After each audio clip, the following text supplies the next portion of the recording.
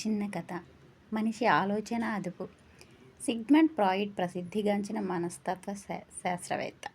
ఒకరోజు ఆయన వద్దకు ఎలిజబెత్ అనే ఆమె కాలు రెండూ పనిచేయక వీల్ చైర్లో వచ్చింది.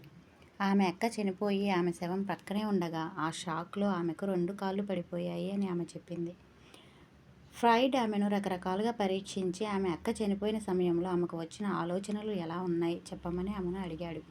ఆ ప్రశ్నకి ఆమె భోరున ఏడ్చేసింది. ఆ ఆలోచన భయంకరమైనది, నేను చెప్పలేనంది. ఫ్రాయిడ్ ఆమెను ఓదార్చి, ఏ మనిషికైనా ఎటువంటి ఆలోచన అయినా రావచ్చు, అది మనిషి తప్పు కాదు, పర్వాలేదు చెప్పమని అడిగాడు. ఆమె ఇలా చెప్పింది.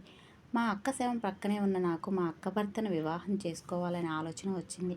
అది తప్పని ఆ ఆలోచనను తీవ్రంగా అణచివేసే ప్రయత్నంలో నా మెదడు పనిచేయలేదు. ఒక్కసారిగా నా రెండు కాళ్ళు పనిచేయలేదు. అప్పుడు ఫ్రాయిడ్ ఇలా అన్నాడు. నీ కాళ్ళు పనిచేయకపోవడానికి నీ ఆలోచన తప్పు అని నీ మానసిక వేదనే కారణం. మనిషికి ఎటువంటి ఆలోచన అయినా ఎప్పుడైనా రావచ్చు, తప్పు కాదు. నాతో పంచుకోవడం వలన ఆ వేదన పోయింది. నీ మనసు తేలికైపోయింది. ఇప్పుడు నీ మెదడు మామూలుగా పనిచేస్తుంది. ఇప్పుడు నీ కాళ్ళు కూడా పనిచేస్తాయి. ఇప్పుడు లేచి నడు అన్నాడు. అది విని ఒక్క క్షణం ఆమె స్పృహ కోల్పోయింది. తర్వాత మెల్లగా తేరుకొని ఆమె ఒక్కొక్క అడుగు వేస్తూ మెల్లగా నడవడం ప్రారంభించింది. ఆ తర్వాత ఎగిరి గంతేసింది. ఇదంతా మనసు చేసే మాయ. డాక్టర్లు శరీరంలో కనిపించే భాగానికి వైద్యం చేయడం వలన చాలామంది జీవితాంతం రోగులుగానే ఉండిపోతారు. అదే సిగ్మండ్ ఫ్రాయిడ్ గొప్పతనం.